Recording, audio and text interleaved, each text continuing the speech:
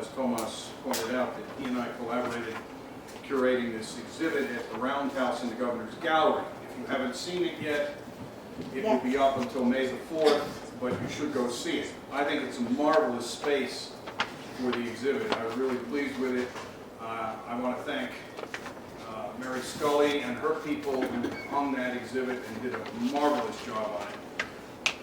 I also want to thank Bill Talbot's in the room, who helped us get some of the maps for the exhibit. And in fact, one of our collector donators is here for the exhibit. I'm happy to see that.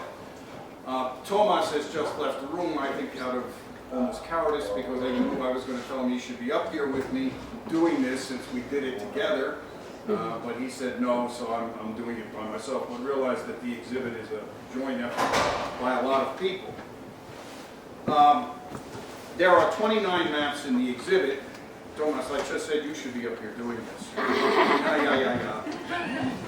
But in any case, there are 29 maps in the exhibit that cover a period from the mid-16th century up to the 21st century. And what we tried to do in that exhibit is sort of show the history of the state through maps. This has always been a pet project of me and a lot of other map historians. We are on this bandwagon that maps are sources of history. In other words, you can do history from maps just the way as you can do history from written sources or other artifacts. But you need to know how to work with them. No, we don't do it. Oh. It's better than it was. Sorry. Okay. Before we get in, and I'm not going to show you all 29 maps. In fact, I'm going to show you some maps that aren't in the exhibit and talk a little bit about some of those that are. But before that, there is this issue of what a map is and how it works. And I've done a little bit more on that in the Palacio article that will be out as of March the 1st, I believe. So I'm not going to get into a lot of detail on that, but it's fair to say that maps have a long history. The earliest maps that we can determine to be maps go back over 8,000 years, and in areas like Anatolia or Asia Minor. There are probably older ones, but we don't know that they are maps because they're probably sitting in museums as some sort of man-made object, but they don't know that they're maps because we have nobody from the Stone Age to tell us about how this map worked. And that's a problem one runs into. It's also, by the way, a problem one runs into in Native American mapping. And that is, there's a rich tradition of Native American and Polynesian mapping, but a lot of it has been lost, and much of it has been corrupted by the coming of the Europeans. So we no longer have too many people that can really translate the ancient stuff to us. And so it too sort of remains lost or unread. It's been important for a long time to various and diverse peoples. We don't know who made the first map, and there's certainly no indication that there was a sort of architectonic projection or progression on this stuff. Mapping developed in diverse places at similar times when needs arose for it. Mapping, or what we call graphicacy, is older than literacy. In other words, people drew and made maps before they wrote. We know this by looking at the older ones we have and then comparing that with is there an availability of any kind of writing, and there isn't. Also, maps, as I've pointed out, are more than just pictures, but rather they are sources of history.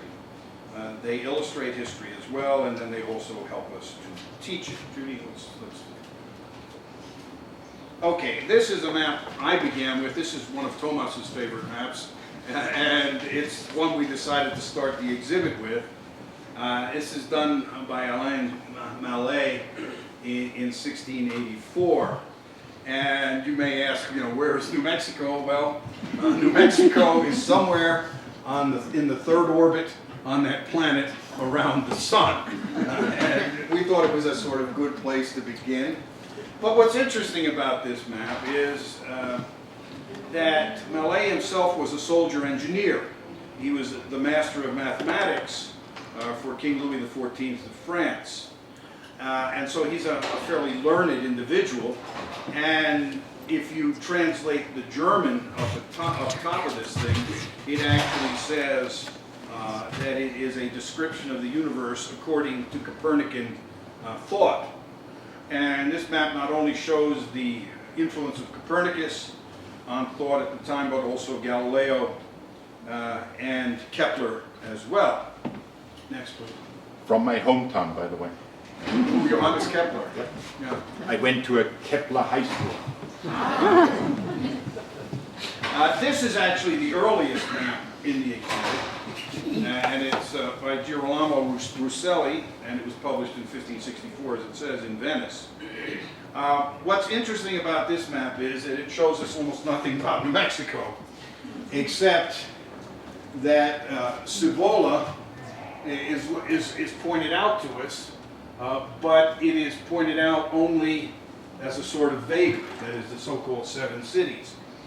This map I like because what's important about it is not so much what's on it, but what's not.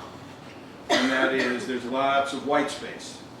And what the exhibit does from this earliest map, it begins to show maps that fill in the white space. Now, white space is an interesting concept in mapping, and I've done a lot of work on it, and some of the people I mentored with did as well. And there are 2 reasons we have white space on a map. Number 1, we don't know what's there, so we don't put anything there. But number 2, we know what's there, but we're not going to tell you what's there. And with regard to the Spanish, this becomes particularly important because the Spanish knew as much as anybody did about this area, but they weren't telling people about it because they regarded geographic information as being critical to their control of the New World, and so they would not share it. And Russelli here reflects some of the absence of available information, even though more is known than he puts on. Next, please. Jumping up, I put this map in here for several reasons. One, it's in the exhibit, but also this is by Nicolas Sanson, and he himself was a royal geographer to King Louis XIII of France. And again, what's interesting about this map is it doesn't show us a great deal, though we get better here. You see the Rio Grande, it empties into the wrong place. In other words, it empties into the Sea of Cortez. And then, of course, California is an island. And there's a whole area of interest in California as an island. But regardless of those 2 mistakes on there, what is important about this map is it begins to show some of the problems the Spanish run into by not telling people what's there. And that is because there is nothing there, then other map makers, such as French, English, and Russian, begin moving into this area with their maps and imperializing on Spain. And so you see, for example, here, Louisiana, French Louisiana has drifted well over to what is coastal Texas and northern Mexico, and is now claimed on this map by the French. And eventually the French will begin to move more and more into this area on maps. They're not there physically, but they're on maps. And the reason for that is the Spanish don't map it in any detail publicly, so they can't establish any firmer claim than the French can on paper. Now this is the gist. Thomas mentioned the paper I'm going to do at the New Mexico Historical Society meeting, and my paper is on cartographic imperialism in this part of the world in the 18th century. But anyway, it's an interesting idea, and that is, it's based on the concept of that you map it, you claim it, or to claim it, you have to map it. And eventually in the late 19th century, in the great age of imperialism, that becomes actually by treaty a requirement for you to claim an area. You've got to go in and map it like you have. This is my favorite map in the exhibit, and it is a one-of-a-kind hand-drawn map by Nicholas Lafora of 1778. Lafora It's on vellum, which by the way is a split kid skin. In other words, you take the skin of a sheep or a goat and you split it, you make sheets out of it, and then you use it to work on. It's very, very durable material in the right type of climate, and that is, in a temperate climate, this stuff lasts forever. In too wet a climate, it gets moldy and deteriorates. In too dry a climate, it shatters. But in the right kind of climate, it lasts forever. Hence, we have this wonderful map from 1778. It's not that easy to see on here, but what we're talking about is essentially a map of the Rio Grande Valley as it runs into New Mexico. Lafora was a captain of the Spanish Royal Corps of Engineers. And in 1766 and 67, he traveled 7,600 miles throughout this area of northern New Spain as part of an inspection led by the Marquis de Ruby. And so a lot of this stuff was gathered personally on this expedition by Lafora and fellow engineers.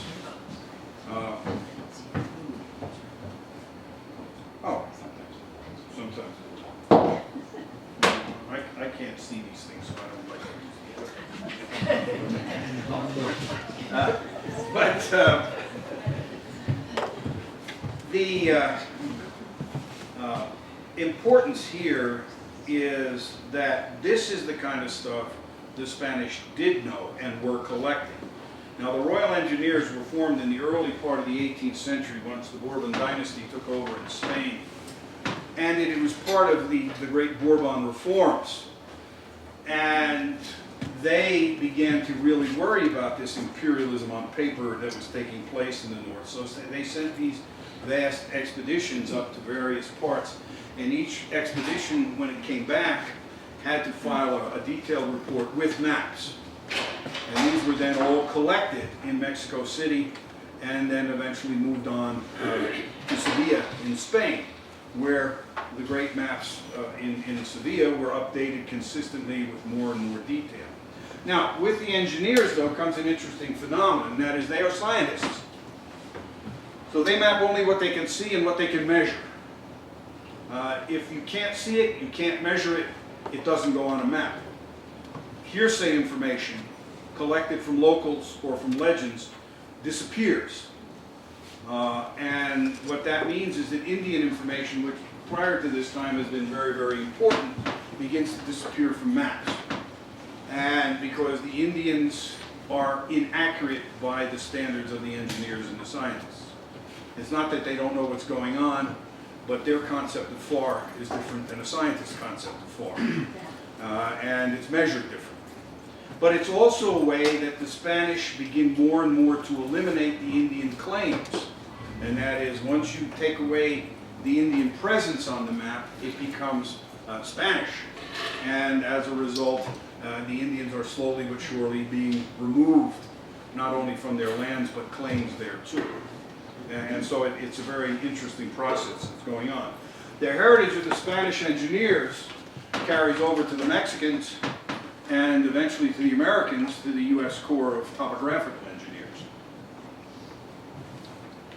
Next one. Now this is probably the most famous map in the exhibit. This is a so-called treaty map. That is the map that was used as a basis for negotiations at the Treaty of Guadalupe Hidalgo at the end of the Mexican-American War. This was the work of John Disternell, and it was published in New York in 1847. It is not the most accurate or authoritative map at the time, but it was a very popular map at the time, both in the United States and in Mexico. And the American chief negotiator, the plenipotentiary, Nicholas Trist, was very fond of it, and so got it established as the basic map for the negotiations. As some of you are aware, there is a problem, and that is that on this map, the next one please, on this map, El Paso is 35 miles north and 100 miles east of where it actually was. And as a result, this precipitated the necessity for further negotiations, and this is one of the maps that relates to those further negotiations, again by Disternell, and it relates to but ultimately is the Gadsden Purchase. The Gadsden Purchase is important for several reasons. One, the United States was thinking of building railroads, specifically the Southern Pacific, and needed the territory that was in dispute in the Gadsden Purchase for railroad development. Secondly, it became a sort of lawless strip of land where both countries claimed, but neither had real jurisdiction, and so it became a sort of hangout for lawless types, comancheros, for example, and a number of others. And so to establish authority over it, the United States eventually then engaged in the Gadsden Purchase. Next. Now this is, again, one of the more famous maps of the American West. It's by John Charles Fremont and Charles Preuss. Both of them were members or officers in the U.S. Corps of Topographical Engineers. And Fremont, of course, is a major figure in the exploration of the Southwest, and eventually also a fairly significant political figure in American history.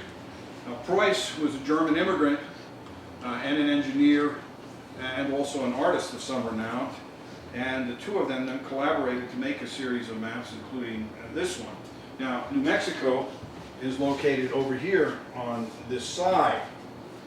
But what's important about this map, it not only puts New Mexico into perspective with the rest of the greater Southwest, but it also is a map that helped to energize, helped to increase American manifest destiny. In other words, this is territory that the United States, I think the kindest thing we could say was this is territory that eventually was taken from Mexico. In other words, about a third of Mexico was taken by the United States. And it's one of the bigger land acquisitions the United States carried out. But this is a demonstration of the attitude of manifest destiny, that is, that American expansionism was ordained, if you will, to stretch from sea to sea, and as the old quote went, from the land of the never-dying frost to the land of the never-setting sun. Recent scholarship has pointed to the fact that one Thomas Jefferson was probably one of the first great boomers of manifest destiny. I'm a big Jefferson fan. He's one of my 2 or 3 favorite Americans, and I have absolutely no problem with that. In fact, Jefferson did a map, he himself did a map at the negotiations in Paris for American independence, and the old Northwest Territory, which we acquired at that point. Jefferson has already done a little map where he's broken it up into states. So in other words, he already had states reaching out to the Mississippi during the negotiations when we hadn't gotten the territory yet. So anyway, manifest destiny, which is an important force in our history, again is fed by cartography such as this. Next one, please. Okay, now our exhibit talks a lot about boundaries and how external and internal boundaries were established. This map, which was done in 1873, we put in because it deals with internal boundaries.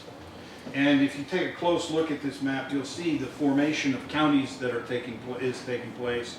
You'll also see Indian lands designated. You'll also see some old land grants that are still designated on here, and so on and so forth. So in other words, this map is reflective of the complex mix of internal boundaries that New Mexico and other states in the area of the Southwest had to put up with, because we have Native Americans, we have Spanish heritage grants, and then we have the development of the counties and administrative structures inside the state. And again, as you were aware, for example, Lincoln County is, or was the largest county. It was much larger at one point than that, but here it's still designated as a fairly large entity in the state. So this map we put in and selected as a sort of demonstrating the development of internal boundaries. Next. The exhibit is weighted so that only less than half the maps deal with pre-statehood and the rest of the maps deal post-statehood. And sort of the statehood issue begins right here with this map. And this map I found fascinating. And that's because being here for only 3.5 years, I knew very little other than very general terms about New Mexico history, and particularly state history. I mean, my God, I'm a Russian historian by training, you know, paying a little attention to an obscure state. Well, to me, they're all obscure, but unless it's Siberia, you know. But in any case, so I found this fascinating. This was the map that was printed up in Colorado, Trinidad, Colorado, in 1910, on the occasion of the Constitutional Convention that then led to the announcement of statehood in 1910. And again, last month, Professor Miser did an exceptional presentation here at this session and told us a lot about, you know, why New Mexico statehood took so long, and that is the prejudice against New Mexico, or prejudices against New Mexico that were held in the East. And so in 1910, when it was finally announced, again, as Professor Miser pointed out, and Mark Simmons has pointed out in his columns and so on, the celebrations were extensive, more extensive than actually in 1912 at statehood, because in 1910 it was announced there would be a state. And this Constitutional Convention then met, and what you have here are 86 of the 100 delegates that went to the Constitutional Convention. I knew maybe 5 of them when I started working with this map. Now they have become good friends. And that is, looking at the map, I now know names that I didn't know before and something of what they were responsible for. And I also now know some more about names that I did know. And so to me, this was a learning experience in itself. And that's one of the things that maps do, and that is they help us to reconstruct the past and learn, you know, a good deal more about the past. There are people here who are, of course, you know, part of the infamous Santa Fe ring, and you know, the one name I did know was Albert Fall. As you know, everybody knows Albert Fall, but so did I. And from there, I learned a great deal more. So I find this map kind of neat. This is Tomas's, or the Chavez Library. Yeah. Yeah. No, it's mine.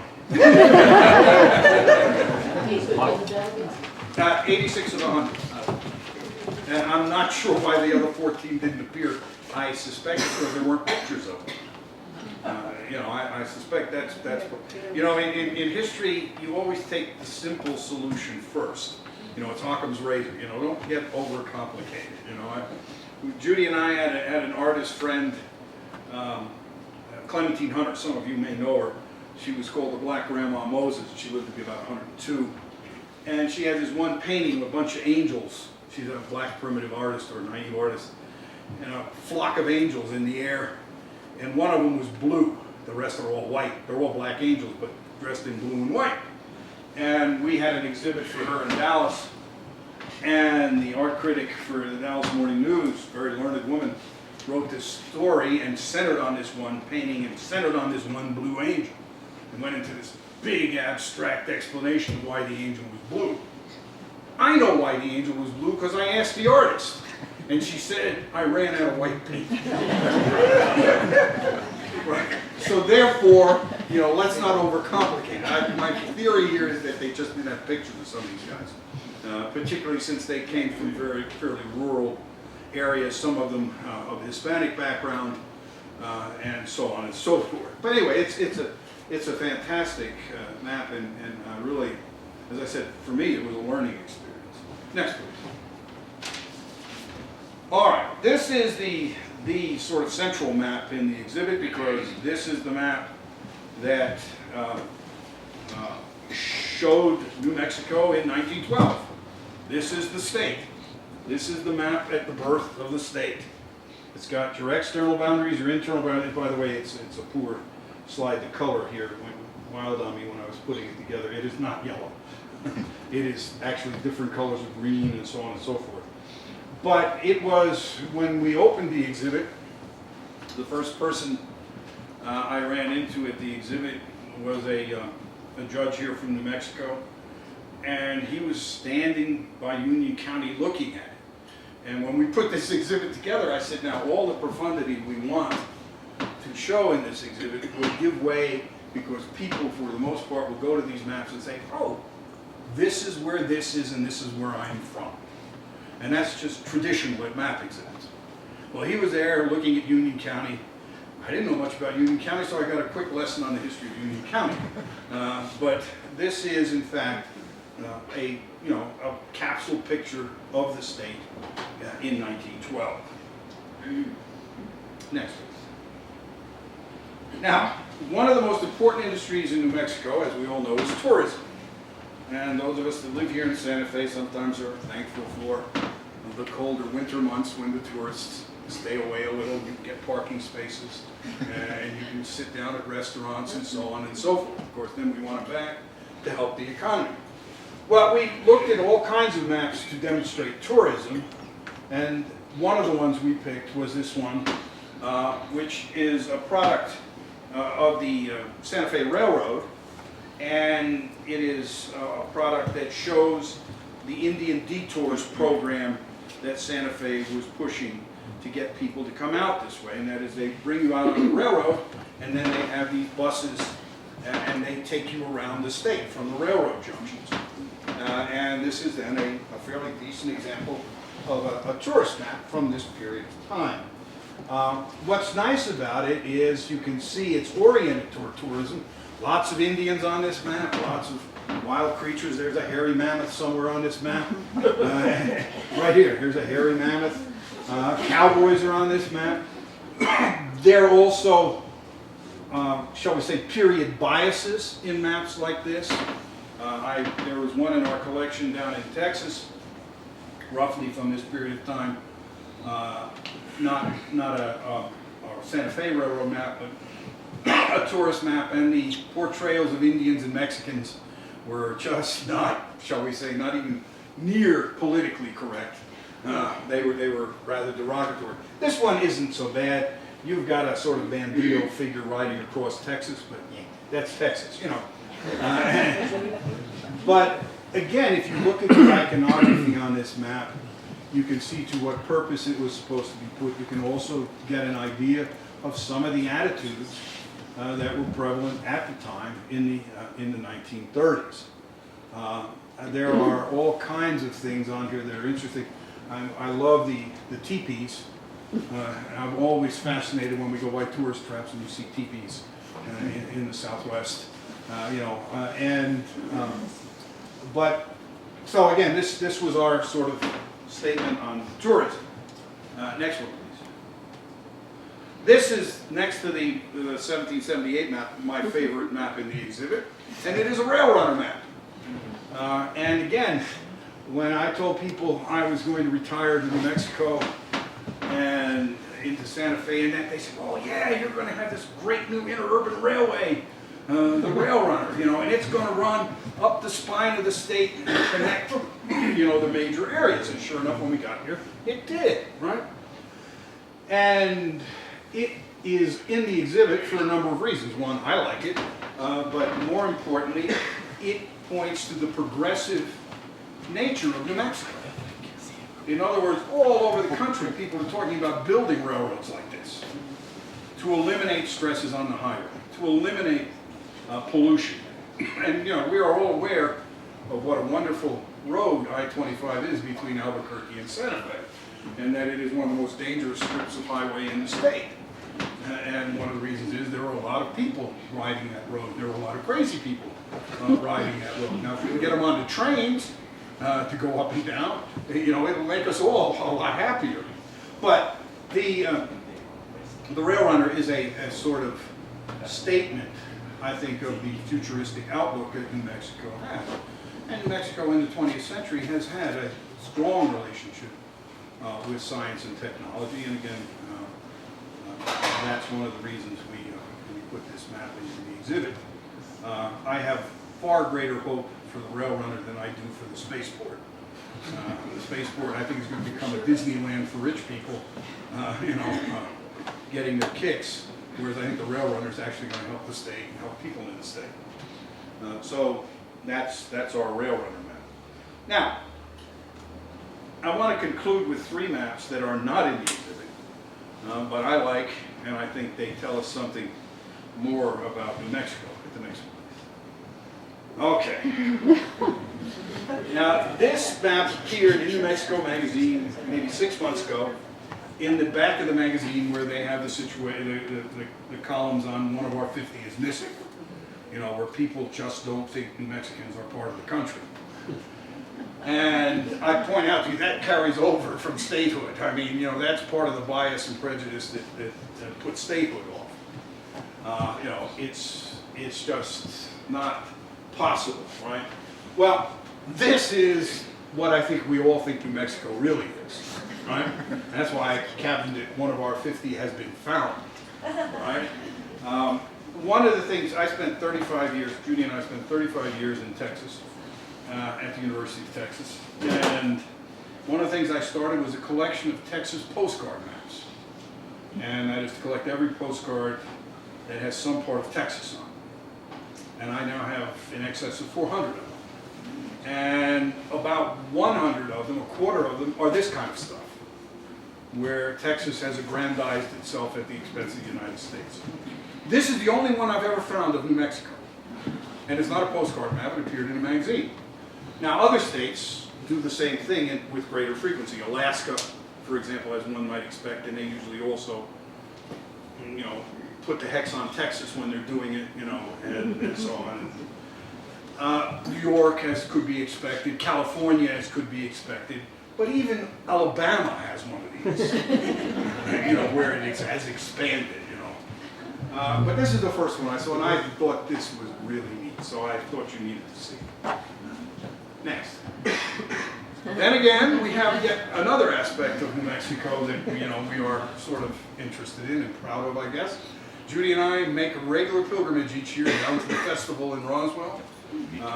Let me get it straight. I don't think we have been visited, but neither do I think we are alone. You know, so I'm waiting for real evidence of visitation. But I found this kind of neat, and this is a postcard, and for what it says about New Mexico and also about Roswell, you know, which has reinvented itself several times, and now around this alien visit. And this also, again, points to tourism and the popularity of tourism in New Mexico. If you have never been to the Alien Festival in Roswell at July 4th, it is worth doing. It is fun. I mean, there's a lot of, I got a t-shirt there last year. It said, "Alien, tastes like chicken." And then it says underneath, "or really good gopher." Now, again, going back to my stay in Texas, you know, everything strange there tasted like chicken, and they did like gopher. You know, so I just thought that was a neat shirt. Okay, and the last one. Now this one you can have fun with. You can walk right out to the plaza, and you can have some fun with this one. This is the monument that was put up to the Santa Fe Trail. The Daughters of the American Revolution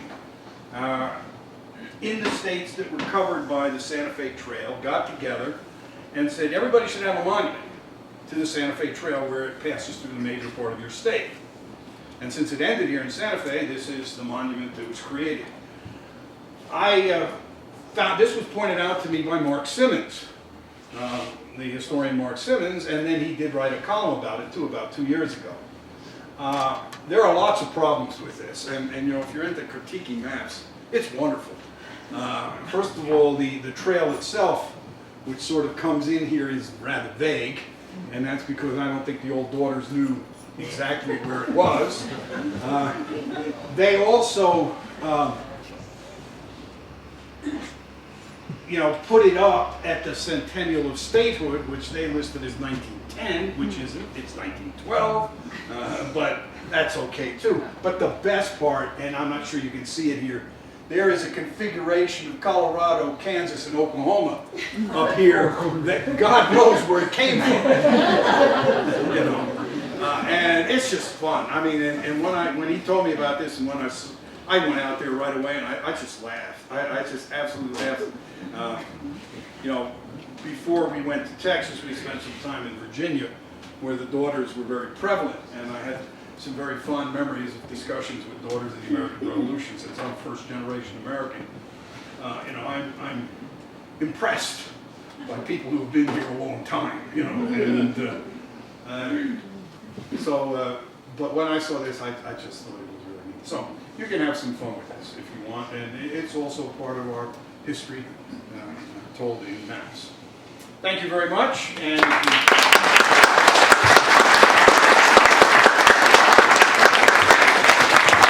you have any questions, I'd be glad to answer. By the way, the reason there are question marks down there, I don't know how many of you are fans of Saturday Night Live, but way back in its early days, in the beginning, when Eddie Murphy was part of it, he used to do a rendition of Buckwheat from the old Our Gang comedies. And Buckwheat was this stereotypic black child with pigtails and so on and so forth, who mumbled a lot. And so Eddie would periodically mumble, and they'd subtitle it. And then he'd mumble some more, and they'd subtitle it again, and then he'd mumble some more, and he finally just put a row of question marks, because they couldn't figure out what it was. So I took from old Eddie Murphy and figured, that's all I could call it too. Questions? Yes, ma'am. Being that they didn't have Google at that point, how did they figure out where things were? I mean, just by exploration or? Oh yeah, okay. Lady asked, they didn't have Google at that time. Yeah, there was a world before Google. I mean, some of us remember it. And actually a world before computers, some of us remember. As I get older, I become more and more Luddite. But the question was, how do you figure out where things are? Well, initially, let's just use the example here. For example, when the Spanish came into the area, and they had heard stories about phenomena such as, for example, say the seven cities and that, and their best sources would be the locals. And here we get into a problem with locals, you know, versus, that is, Native Americans versus Europeans. It's not that Native Americans didn't know anything, but it's what they knew it differently. In very simple terms, Native Americans measured time and space differently than Europeans did. So the first accounts they got, they basically guessed. In other words, the Indians would say, you know, what you're looking for is over here. And if you didn't find it over there, you would put it on a map roughly over there. That's the beginning. But once you get into measurement, and that is surveying, you can begin then to use your knowledge as a surveyor. And by the way, the first important surveyors in this part of the world were Spanish noblemen who had a background in mathematics, who had a background in some of the surveying techniques which they used for military purposes or for measuring their estates. I mean, in the history of surveying, some of the greatest surveyors are Romans, the ancient Romans, because they all had estates to file for tax purposes. So you had to have maps of your estate. So I'm not going to hire somebody to map my estate. I'll map my own estate. That way I'll get a better deal on it, you know. But so once you begin to measure, you can then begin to place more accurately. And once you begin to get into the more modern period with the modern mathematics and the modern technology of surveying, you can then be relatively accurate. Obviously, Disternell was not on his map, misplacing El Paso the way he did. But over time, it develops into a very important science. Now, the issue though is, you know, some of my students always used to ask, how can you measure something on the ground if you don't look down on it? You know, and this is the great alien theory of cartography, and that is that original maps as original everything in the human race. See, we're a bunch of augmented apes. You know, we're really dumb, the alien theory says. We couldn't do anything until the greenies and the grays came down and worked on our brains and also laid the basis for our scientific culture. No, that's not true at all. You can map, and you can precisely map using surveying techniques without flying over the top of it.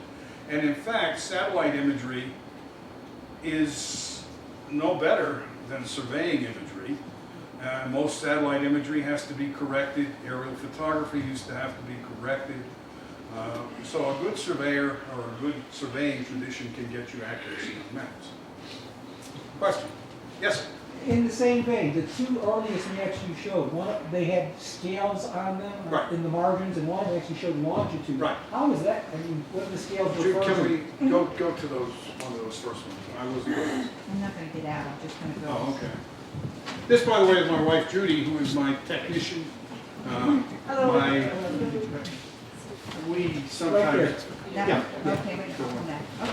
Yeah, what you have here, and in fact, this is a map done on a Ptolemaic pattern. In other words, back in the 1st century, the great Greco-Roman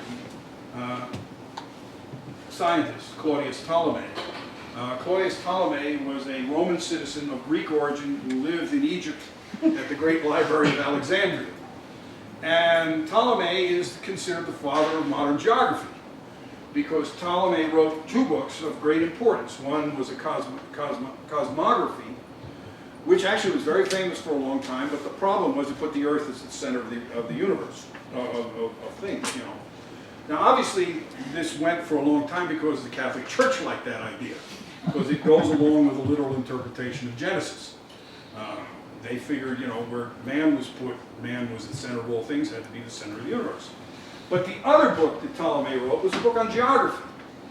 And the book on geography that he wrote talked about, among other things, how to map. And one of the things he said was that to establish, this goes back to our first question, where something is, you create a grid of longitude and latitude. And thereby you can place something by using astronomical constants, and according to, you can then align those constants with a grid of what we would call longitude and latitude. Now, the system that Ptolemy created was based in Alexandria. That is the prime meridian for this thing, if you can call it that, was the line that ran through Alexandria. Today, the prime meridian runs through Greenwich, and that's because it was primarily British scientists and British Empire that enforced it on maps. But there were lots over time, lots of prime meridians, lots of grid systems. The French had one that was based on Paris. The Italians, or the Catholics, had one based on Rome, and so on and so forth. The last time I was in Belgrade, Yugoslavia, which is one of my favorite places, but we're not going to get into that, I noticed that they had a marker in the middle of the old city of Belgrade for the Belgrade Meridian, which I didn't know existed. But it turns out that Jesuit scholars who worked in Belgrade in the 18th century created a system based on Belgrade. And hence there was a prime meridian running through Belgrade. The current system that we had is essentially devised by Isaac Newton. It is essentially a product of Newton's mind, augmented by a number of other people, primarily Englishmen, and working out of the astronomical observatory at Greenwich. So we have grid systems that go back at least to the 1st century and the earlier, for how locate things. And this is sort of a pre-Google system. When this one was done, they thought the world was flat. I mean, at least the doctor is. Because, shall we say, those who needed to know, this is contemporary with PLA, isn't it? those who needed to know knew the world was round. I mean, the circumference of the Earth was measured with a 3% margin of error, due, by the way, to self-canceling mistakes, back around 3rd century BCE, right? So you're not going to measure circumference of a flat surface. The ignorant still held it perhaps to be flat, but the people who needed to know knew it was round. But even if it's flat, you can establish a grid system. But this one, I mean, actually is. It's a grid system. The next one actually shows longitude lines that are curved. So Yeah. it's obviously on a This one? Yeah, You well, can see the curve, so here they've already adopted the. well, all right, now there is a big difference, because what we're talking about here is the high point of French science. I mean, the first major triangulations took place under the French, under Cassini and under Louis XIII and Louis XIV. And France was the first country to be fully triangulated. So in other words, they had developed this system of longitude and latitude. Longitude's a problem because longitude doesn't get accurately measured till the 18th century, because latitude's easy to do because you can work off the sun and the stars, but longitude is a function of time. In other words, you measure longitude based upon time differentials of two observations. Well, you can't measure time accurate until you've got an accurate timepiece. And you don't have one of those until the last quarter of the 18th century. But anyway, this is a product of Louis XIII and eventually Louis XIV. I mean, this is when the French ruled not only a large part of the world, but they ruled the mind, which is more important.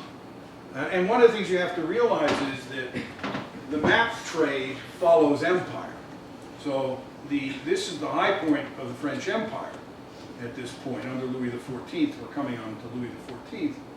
And so the best maps in the world were made in Paris at this time. Prior to this time, it would have been in Amsterdam because of the great Dutch outreach across the world. And after this, it is the English.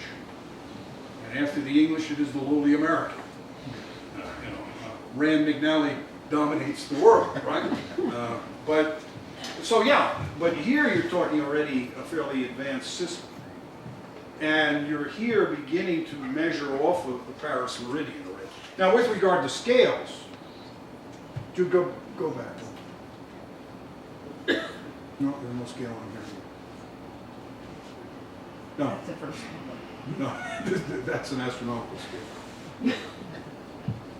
Go forward a couple to see if you can find one on the scale. Well, there would be a scale on that. But with regard to scale, here's a scale. Scales were not standardized for a long time either. Many maps have multiple scales. Many maps will be measured in English miles, or will be measured in Spanish miles, and so on, in leagues. For example, a basic measurement for a long time was a league. The problem is today we have no really good consensus on what a league was. In other words, there are ideas of how long a league was, and then you've got a Spanish league, an Italian league, and so on and so forth. So we've got real problems with measurements in leagues. But again, scales aren't standardized. The great standardization comes really in the last part of the 19th century, and it has to do with the imperialism of Africa. And that is, in the late 19th century, European powers were rushing into the last unoccupied space on Earth, and that was Africa, and cutting it up. And in the process, they were getting in trouble with each other. And that is, the French and the English almost went to war over the Sudan, if you can believe that. And the Germans swooped in and took German East Africa, which then frustrated British imperial schemes to build a railway from Cairo to Cape Town, and so on and so forth. So there was a great conference held, the Berlin Conference, which was supposed to sort out problems in Africa. And part of the sorting out comes with regard to the maps. And you get then, for the first time, standardization of maps. And that even though the Greenwich Meridian was already the standard, it becomes the standard by international law. And even though water was colored blue on maps before, blue becomes the color of water by international law, and so on and so forth. And so you have scales becoming then, the basic measurements are all standardized, and all the great powers signed these treaties. There are a series of them having to do with territoriality net, but there are also a series of them having to do with maps. Questions? Finally devastated. Thank you very much.